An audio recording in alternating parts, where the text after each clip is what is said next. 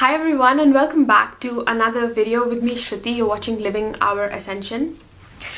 This is basically going to be a series of videos that I do on astrology. And, because what happens is that, astrology is one of the tools that I used along my process of ascension and enlightenment, to really come into myself. And as you might know, one of the most important things about ascension is know thyself, is coming into a knowing of what you are at a soul level. And astrology was one of those things that really helped me. And certain aspects of astrology more than others, because you could really get into astrology into lots of details, but there's certain aspects of it that I wanted to speak about that are more important than others perhaps for the ascension path. And one of these things is the placement of the north node of the moon. And I really wanted to make this video especially for those of you who are perhaps haven't delved into astrology yet, or you don't know, you're beginners. And that's fine, because I'll be showing you how you can calculate it yourself. It's actually not like a calculation. You just have to see what sign it's in, what house it's in, and then you just need to listen to my explanation for it and see if it gives you some tips. Because I remember that, the position of the North Node, it shows us what our destiny is in this life, but it also shows us, those areas of our life where we fall the most, perhaps which are the most challenging for us, areas that are quite unknown.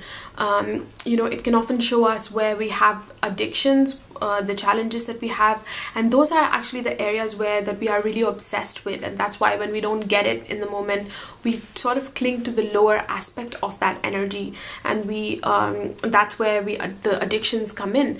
And but once we know what the higher aspect of that same energy is, then we can use it in a more productive way, and that actually becomes our destiny. The North Node is the North Node, so basically, is not a planet, like you have the sun in a certain sign, you have the moon in a certain sign. These are all physical planets. But the North and South nodes, they represent these points. They're just points in the sky. And you can say that that's where a certain high level of energy comes in. So it's kind of like, the energy is higher than what the planets represent. So even though they're not physical, they actually represent the point of, if you look at a person's life and you see that they went through the process of enlightenment within themselves, and you see how they did that, like what events caused that more specifically, and what realizations then led them to do that, like what were the main themes. One way that you can see that is through astrology. And so the position of the North and South nodes can really show us that. So I hope that it is with that end that I'm making this, that I hope that this can help you. So if you're subscribed to this channel and you see 12 different videos, because there's 12 positions in astrology depending on what sign it's in, then that's the reason why that I'm putting out so many. And I don't plan to put out lots of different astrology videos, so don't worry about it. It's it's not going to be an every day or every week thing. If you see lots of videos uploaded at once, that's the reason why. Or there might be one after the other, I'm not sure yet. So if you're watching this and this is not your sign, just wait for your sign to come. And so what I'm going to do is, first I'm just going to give you a little bit more of the introduction, and especially you need to check which house and sign it's in, so that you can then find that video on my channel related to that house and sign and listen to those two videos.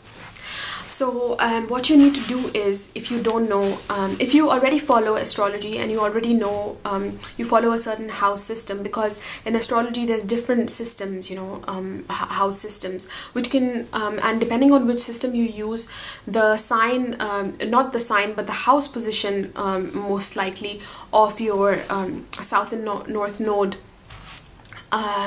can be different.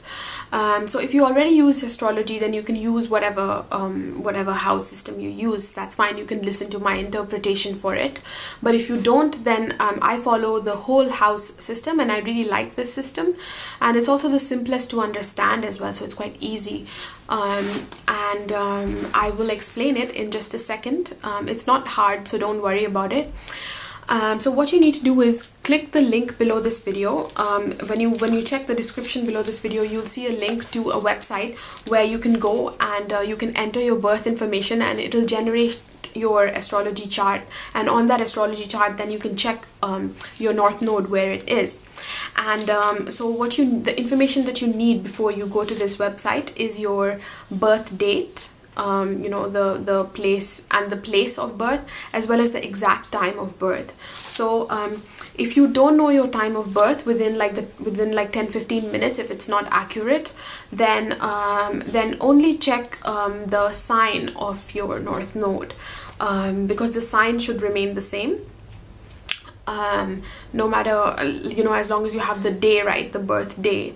But the time, changes the house that it's placed in, like where on the wheel it is.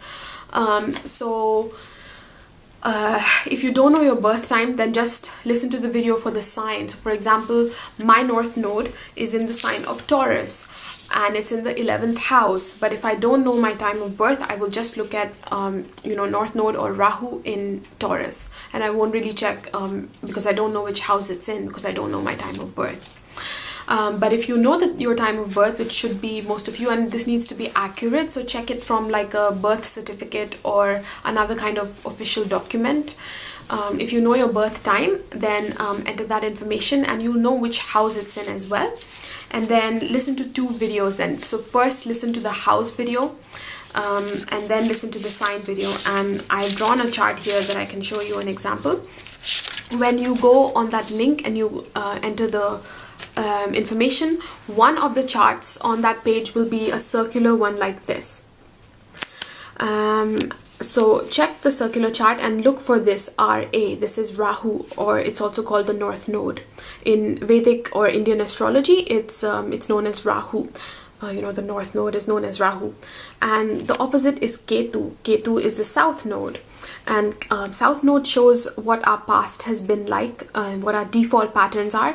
And Rahu shows what we are coming into, what our destiny in this life is, what purpose we are here to fulfill.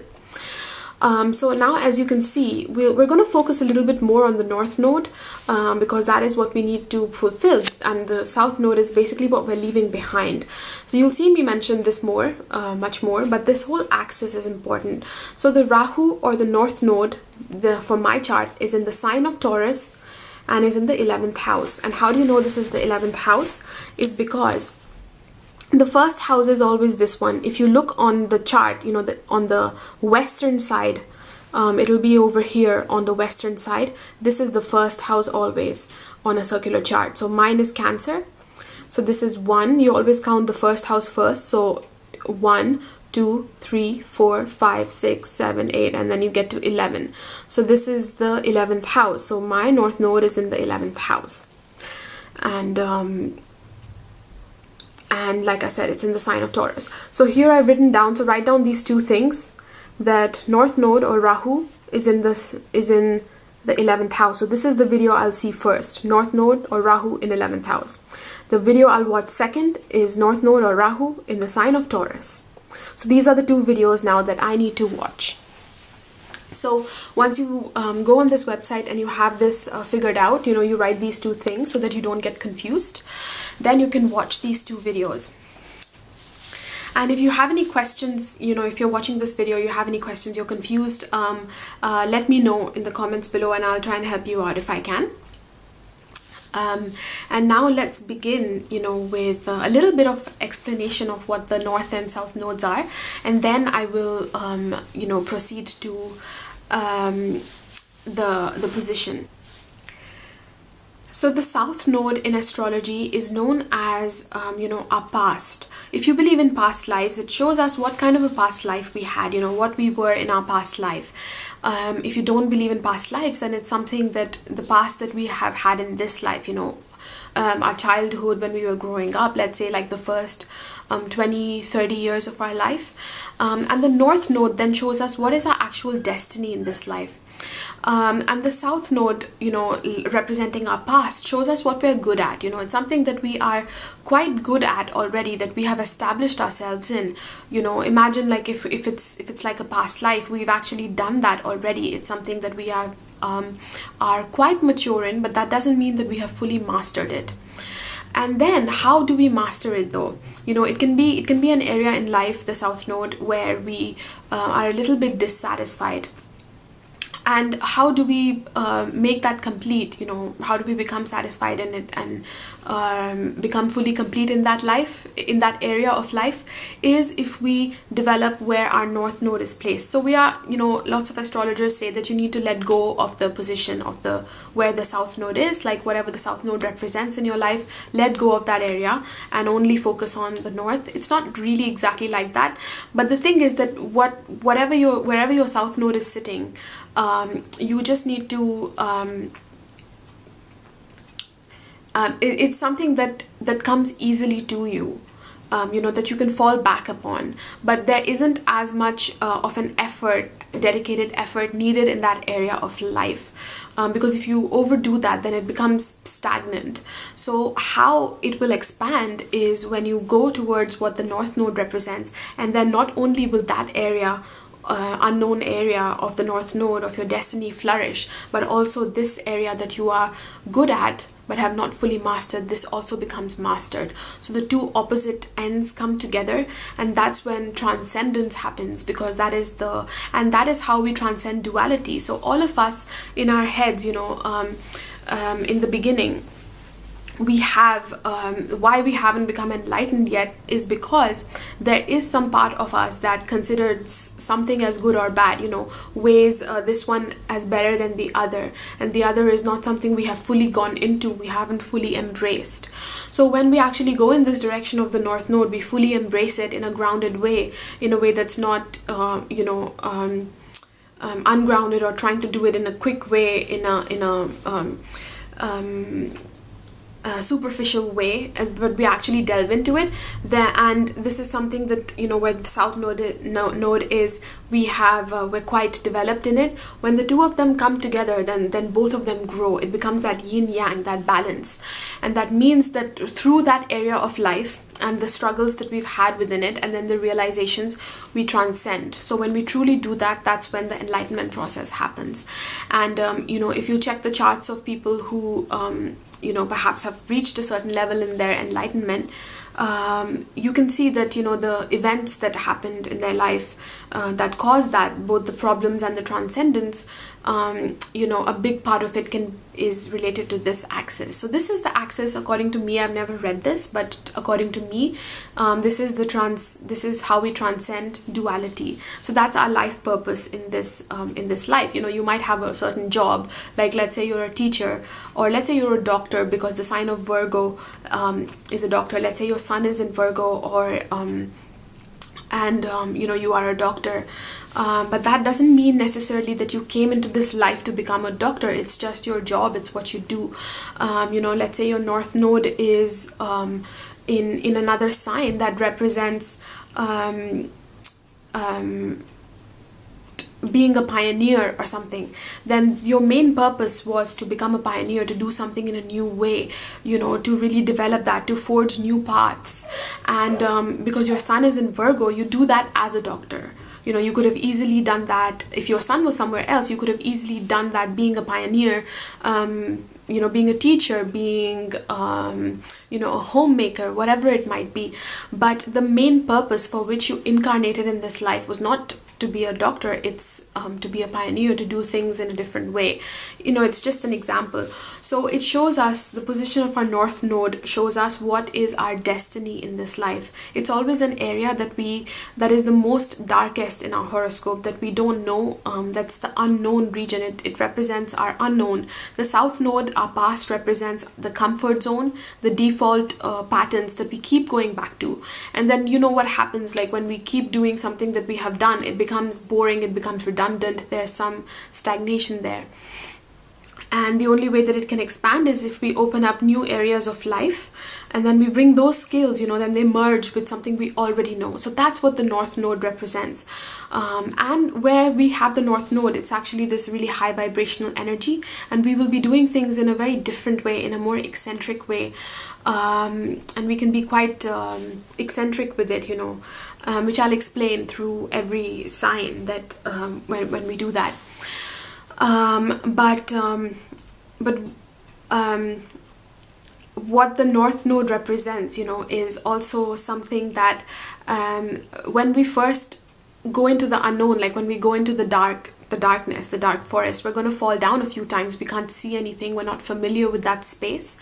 But it's something that, really draws us in. It's the mystery. It's the most mysterious thing, and it's like we can be obsessed with it, with that area of life, and we really want it. We desire it, But when we go into it, we can first latch on to the more superficial things that it represents, and those become the main obsessions in our life, the main personality, defects, quote unquote, even though there's no as such defects. But those become the most problematic areas in our life often. But when we learn to see what the higher aspect of that same energy is, and we put our efforts there and we keep going it, because in the beginning, when we try and do it the right way, something, instead of grabbing onto this more superficial aspect of it, when we go deeper into the unknown, into the darkness, we will fall quite a few times. So it's really important for us to be on that path, to keep at that path. And the North Node is said to mature around the age of 42 or 45, and that's when we truly learn, after falling down quite a few times, the lessons of what it represents. But if you are on the path of enlightenment, of ascension, this can happen much before. You don't have to wait for that default time of 42 and 45. Perhaps things will become more grounded at that time, but you can really accelerate your journey as well. So I don't want to keep speaking about this and make this too long, but that is what the North Node represents. And when you combine this North and South Node axis, this becomes transcendence. And I'll be speaking about, depending on your placement, what that axis is for you and what you need to unify, and the negative experiences that can happen, as well as how you can transcend them, and what the positive side of that is. And in the comments below, please let me know if you resonate with this, what particular challenges you've gone through. Let us all know. And finally, I also want to say that I have astrology readings on my website as well, so please check them out. They are relationship readings, because relationships are another aspect of life through which we find out what we are as a soul, because all the relationships that we meet in our life, they reflect our own soul. So it's the beloved path, and there's lots of people out there who are looking for their soulmate, their twin flame, and that's what this reading is all about. It shows you what kind of partners come into your life, at a physical level as well, what their qualities are, but also at a higher level, what that union, that marriage looks like, and it shows you what that union with yourself looks like, so it brings insights into that. They're very interesting codes. So that's one of the readings I have. It's called SOULMATE Astrology Codes reading.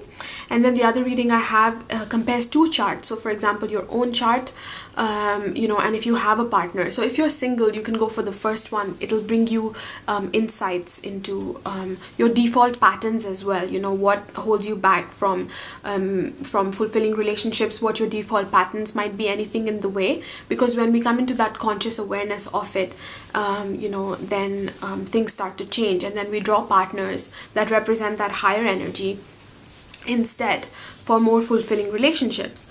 And the other reading that I have compares two different charts. So for example, you and your partner, you give me their birth information as well as yours, and I compare them and speak about the dynamic of this relationship, when the two energies come together, what the clashes are, what the problems can be, and how you can transcend them, as well as what the higher union looks like because the highest union that we can have on this planet is of service.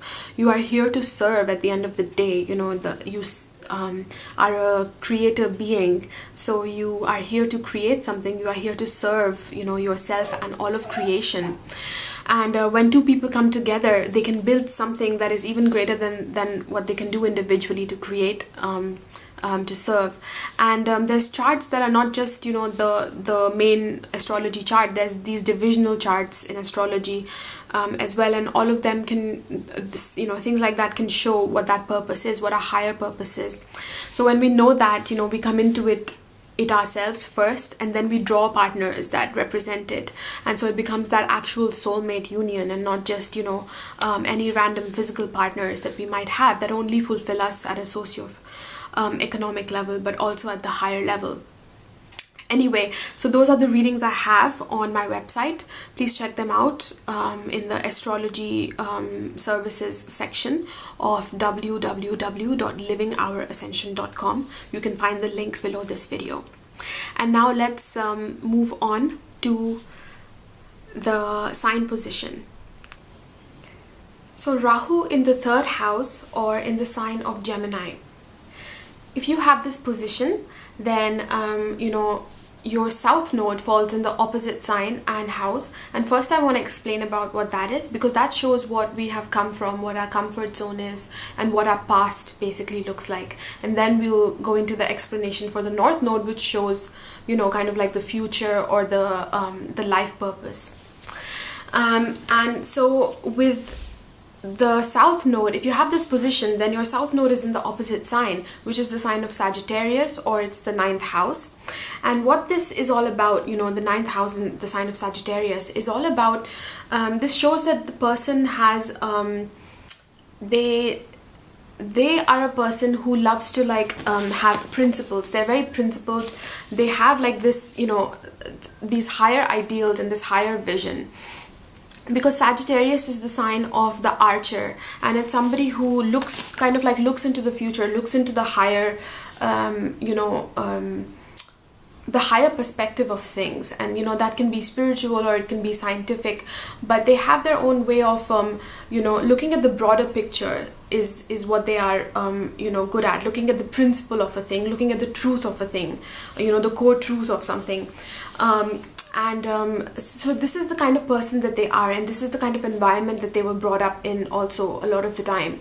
If you have this position, you know, a lot of the time, not always, but your family background might also have been strict somehow sometimes. You know, it can be like a religious background where it was, again, very principled, but, you know, at the same time, a little bit rigid. You know, there might have been some rigidity there.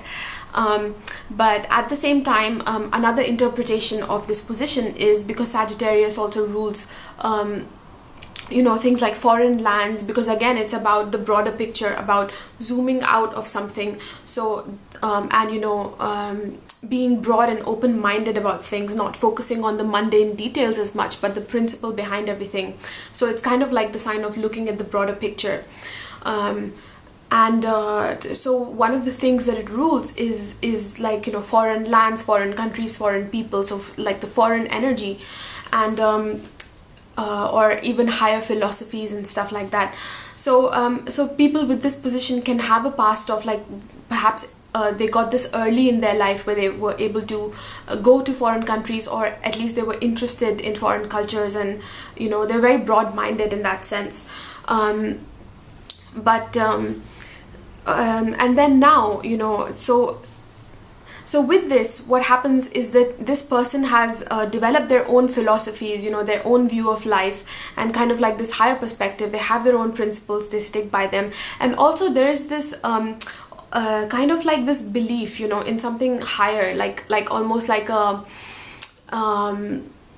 trust, like a higher trust in something, that, you know, that I'm going to be all right. Because they have this, almost like, you know, religious people are, like they believe in something higher than themselves, or spiritual people are in the force of the universe, or whatever it might be, that they're going to be fine, like as long as they stick to their principles. So if you have this position, you are somebody who's very principled, and you know, like you've developed your own life philosophies in that sense, and you try and stick by them, and it's all about the higher vision for you.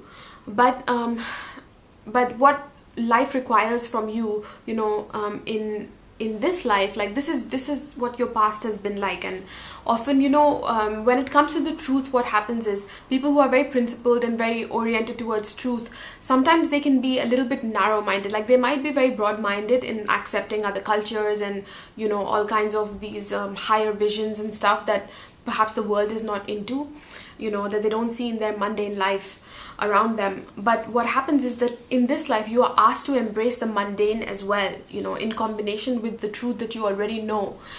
So what happens is that their north node, like your north node, lies in the opposite thing, which is the sign of Gemini, or the third house. And this is about application. It's about the mundane things of life. It's about practical skills. So often people with this position, like I keep saying, they're very principled. They know the philosophies of life. They know where truth lies. They can be very good at detecting, where there is truth and where there isn't. What the principle behind something really is, and if other people stand by that and stuff. But what I've noticed, for example, I know some people who have this position, and often, sometimes they'll be reluctant to share their inner truth. Like, if they have a higher vision about something, or they know something, they really value that truth, and they are scared to communicate it out into the world, because they feel like, what's the point? Like, I've seen some people I have a friend who has this position, and they said to me, I used to be a person where I thought, what's the point of sharing my own beliefs? I didn't understand the value of communicating them, of sharing them. I just kind of kept them to myself. And in personal relationships also, this can then affect it, where they're kind of reluctant to do that. What happens is that often they'll attract partners, or life will perhaps put them in other positions where they have to communicate, where they have to get used to communicating more, because this is your north node lies in the sign of communication. Gemini is the sign of communication. It rules mass communication, it rules media, it rules self-expression, it rules courage as well, and courage, it's related to self-efforts. It's related to the anything that a human can do, with their courage and their motivation. That's why it's called the house of courage as well, the third house.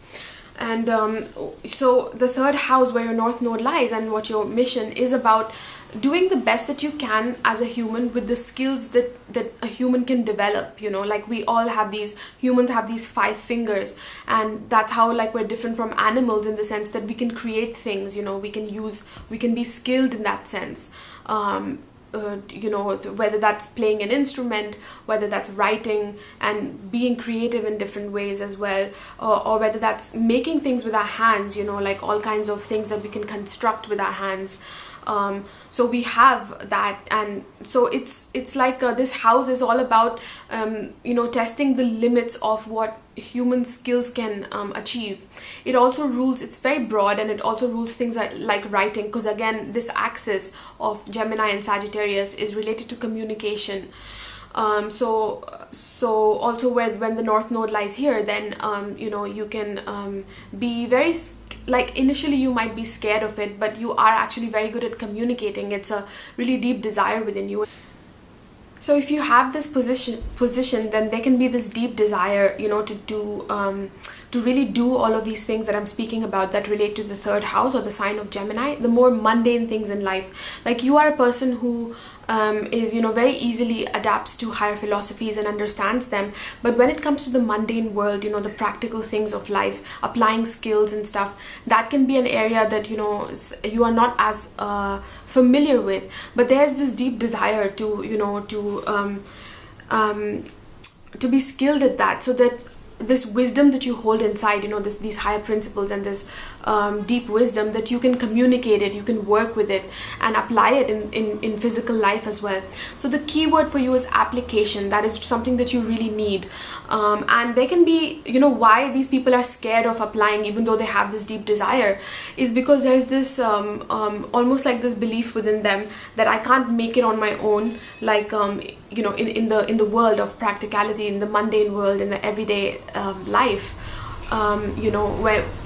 where the world requires, us to know all of these practical skills, requires us to be able to market ourselves and, communicate things, because that's how,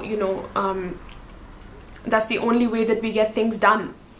And there can be some reluctance, because inside of yourself you can have this belief that I can't make it on my own, in this world. And but then the way to do that, and that's why they can have this deep desire to try all of these different things. Like they want to learn all of these different skills. Like they can have hobbies, a lot of different hobbies as well. They want to learn an instrument, plus they want to learn 10 other things.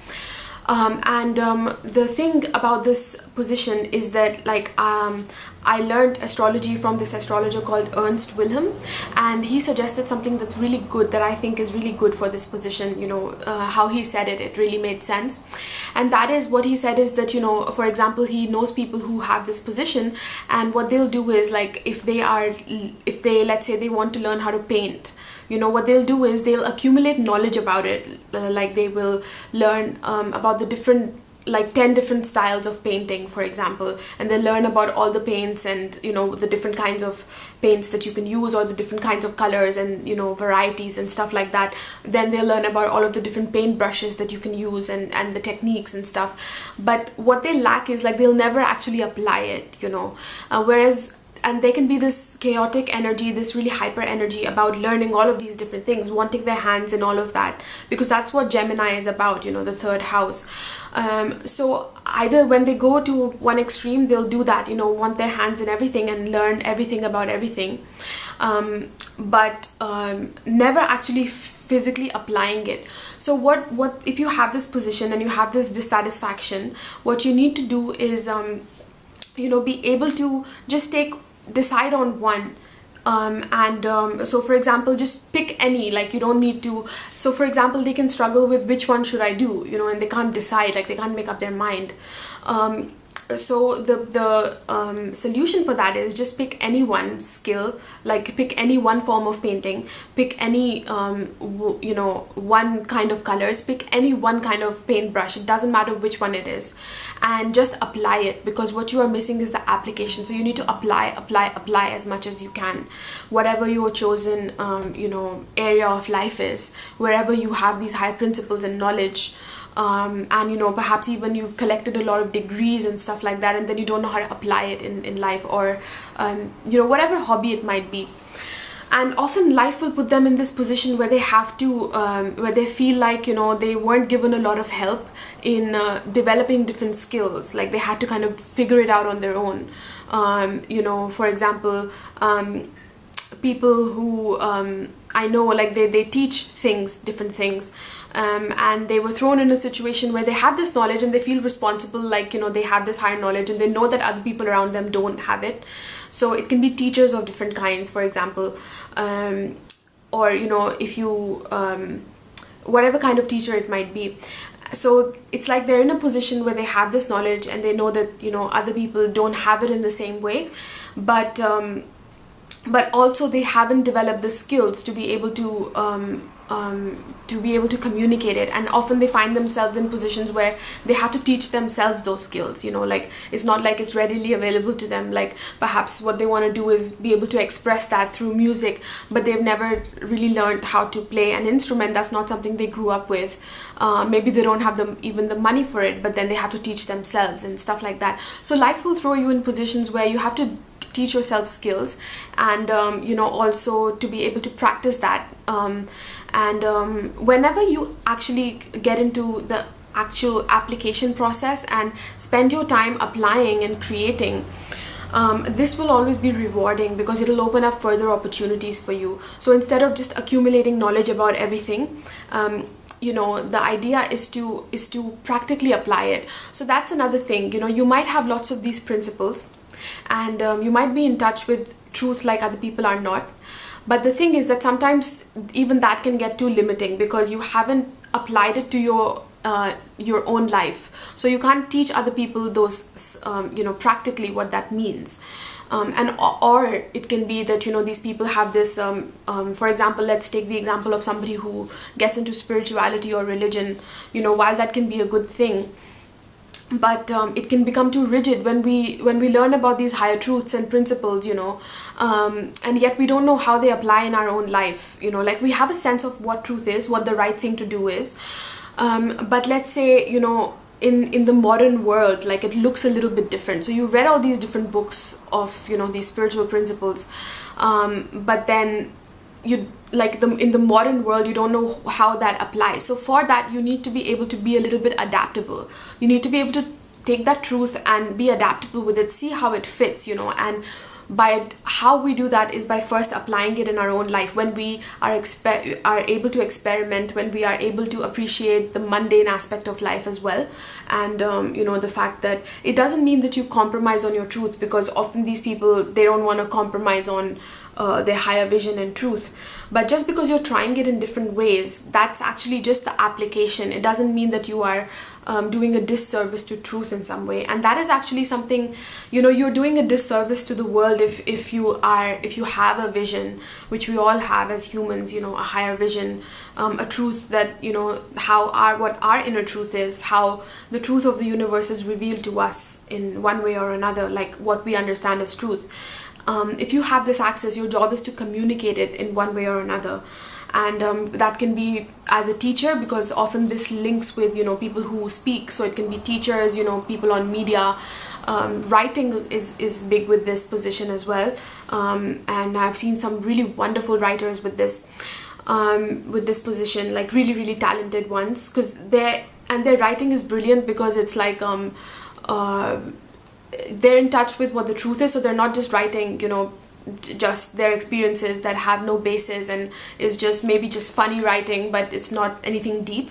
So they come from that deep place, but at the same time, when they apply it, their skills of writing or whatever it might be, it combines that deep level of truth with this energy of Gemini, which is about all of these communicating in like a way that is very approachable to other people, because that's what Gemini is. The sign of Gemini is the twins, like one twin talking to the other, and this back and forth communication. So that is initially something that you can be scared of in one way or another, this communication, this exchange of skills. It also rules business as well, because business is also like that. Yeah, I really hope that this some of these tips here helped you. The key word for you is application. You might be very principled, you might be in touch with your inner truth, but recognize how that sometimes that can get too narrow as well, especially when you haven't applied it and seen how it works in your practical life. It's about the experience, it's about the application, and the more time that you spend actually applying, even if you think it's stupid, even if you think you're not ready, like even if you think you need more knowledge before you can actually apply, just apply, put your hands and your skills at work, and through that, these opportunities will come to you.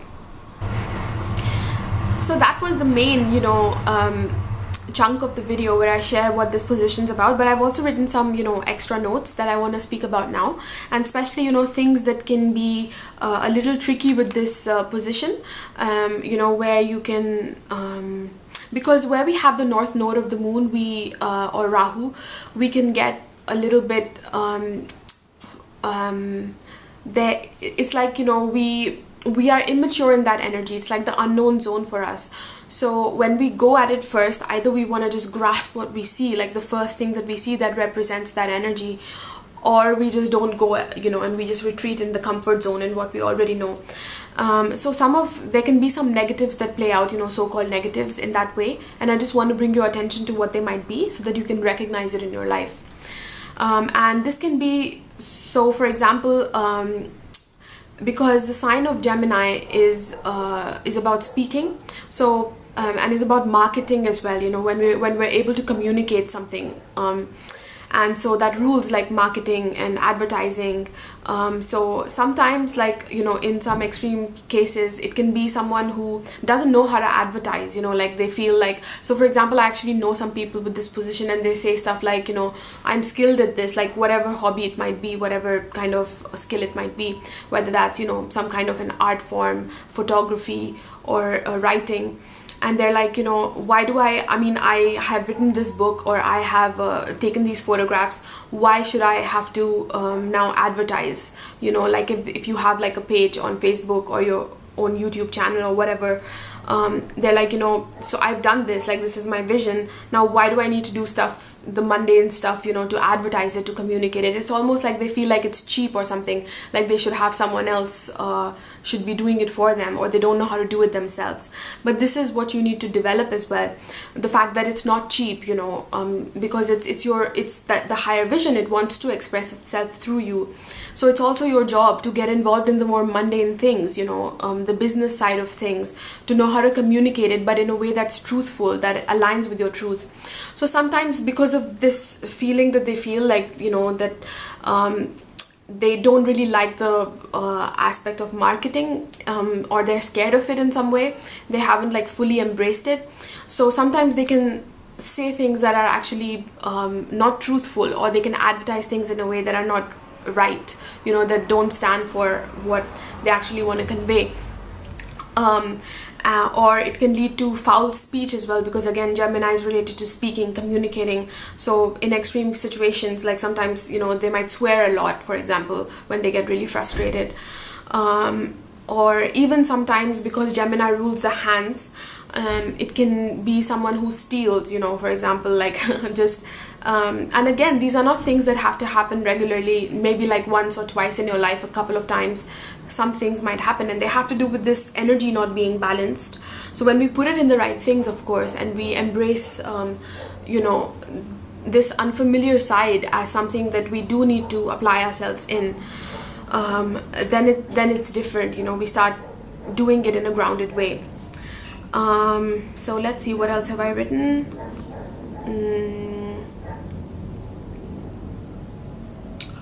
The exchange of new ideas with other people leads to growth and opportunities for you. So for example, you know, they can have they're very strong in their beliefs, the people who have this position, and which is good. But then you have to be open to new ideas and exchanges with other people, even though you might feel that maybe they're not in touch with truth as much as you are. Sometimes that can be the case. But sometimes people are like messengers, you know, because everybody's a reflection of our reality, whatever we are in touch with ourselves. And they will bring something, like even if they're saying something that's mundane or gossipy, sometimes they will have a message for you that rings true, and, you know, so it brings like, opens up a new side of life, of like a new perspective for you. So new perspectives help you. It's good to have that one perspective that, you know, where we go deep into the truth of something, but it's also good to know multiple perspectives, you know, that relate to that. So that is something that can help you in this life. Then what are the positives of this position? And the positives are again related to the same thing, like Gemini rules the hands, the arms, the limbs. So again, anything that is related to this, which is the skills of the hands, and it doesn't just actually mean just hands. It's like anything, like I explained in this video. You are here to show what the how skilled a human can be, like what is the potential of a human. And even, you know, not just creative ones, but this house is also related to sports. So even with sports, you know, what the maximum willpower of a person what they can achieve, like when they have that. You know, the human willpower, the human will, what that can achieve. And that requires applying yourself practically, not just knowing in principle what you are, but practically doing things, you know. And that's why it's a house of courage as well, because like that's where we have certain hobbies or a certain desire, and we put our human self, you know, into that, and see where that can take us. Then again, this is the axis of communication. So communication somehow will be very important in your life.